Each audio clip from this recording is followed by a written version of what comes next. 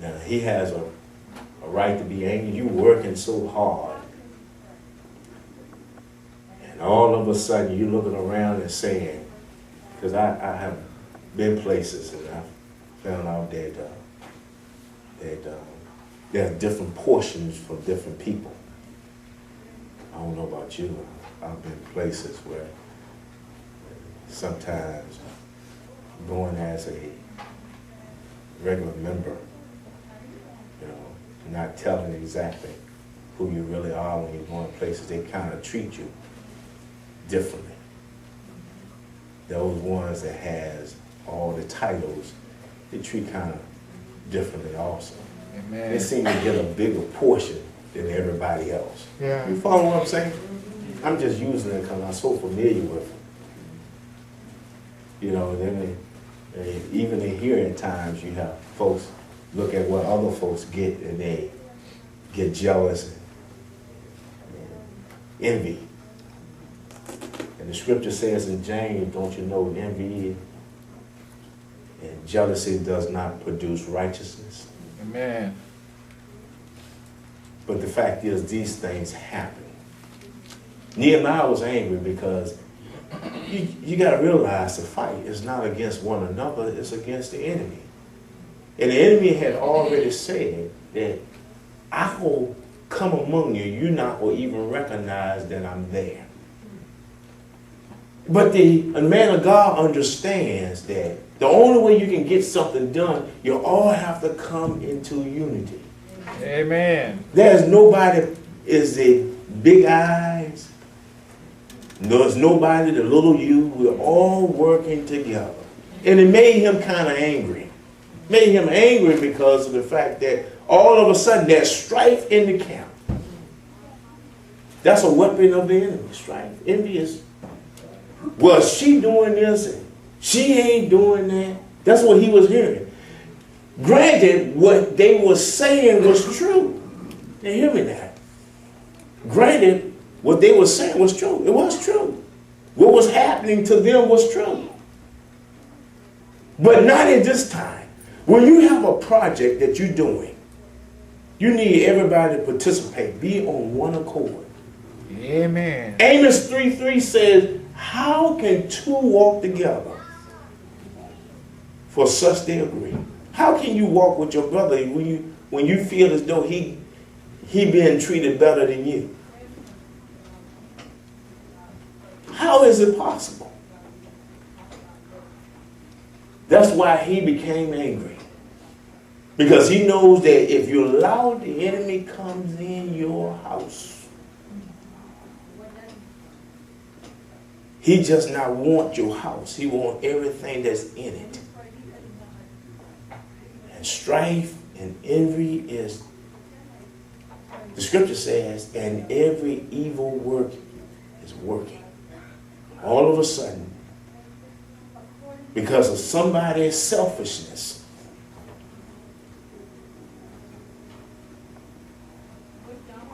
because that's what it really boils down to, selfishness. Only thinking about self. It goes on to say in verse number 6, not only was he angry, extremely angry, but he heard their outcries and complaints.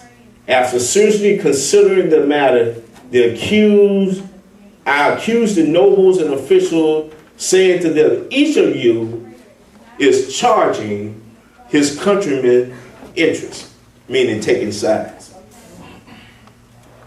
As a leader, can't take folks' sides, you take God's side.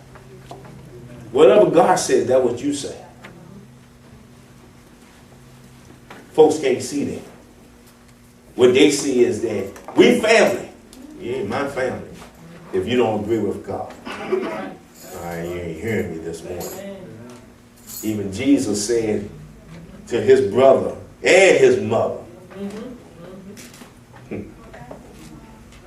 he said, who is my mother and my brother? Only those who do the will of my Father is my mother and my brother. So if you don't agree with God, you're not family. Amen. got to be some agreement there. Yeah. How can you walk with a saint of God and not believe what they believe? I wonder. How is it possible? And we're supposed to be the light of the world. That's what Jesus said. Ye are the light of the world. Like flickering. This little light of mine, I'm going to let it shine. Just flickering. This little light of mine.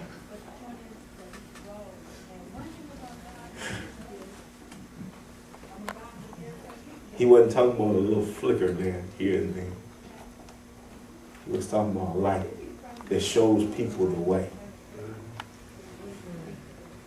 So you ever remember the time in which he lived in? It wasn't like the time we living in today. We have street lights. It's like where I'm at. I live out. Ain't no lights out there other than the light you produce. And the only way you could see, you either had a flashlight. Back then they had a lantern, a candle lamp. They used to fill it with oil. They used to walk from one place to one place. And if you was following, you had to follow the person that had the light. Are you hearing me today? You had to follow the person that had the light, or you stumble. Y'all ain't getting this. Because you're so used to having light. You're so used to having light that you have not become the light. Oh, amen. You ain't hearing me this morning. Instead of becoming the light, you're so used to having the light.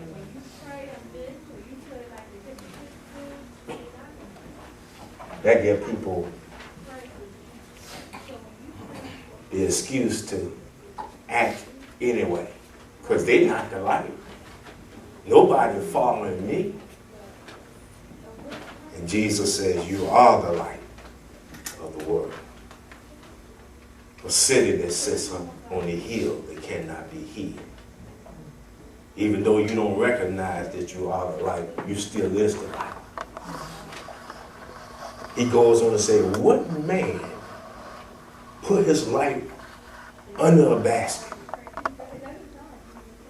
You walking around in the dark and your light is under a basket.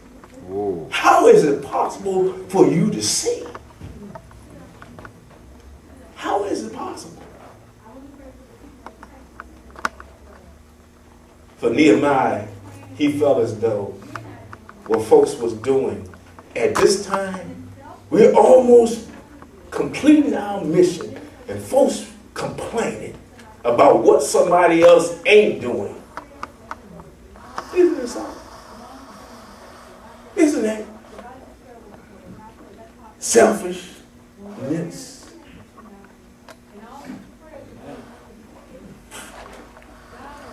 But he ain't doing, she ain't doing this. Why I got to do everything? God said, yes, he give gifts to men. The gift he might have gave you and made you, in you, has a greater responsibility than others if you think about it. Amen. So the more he gives you, the scripture says, the more he can require of you, don't you think? Sure.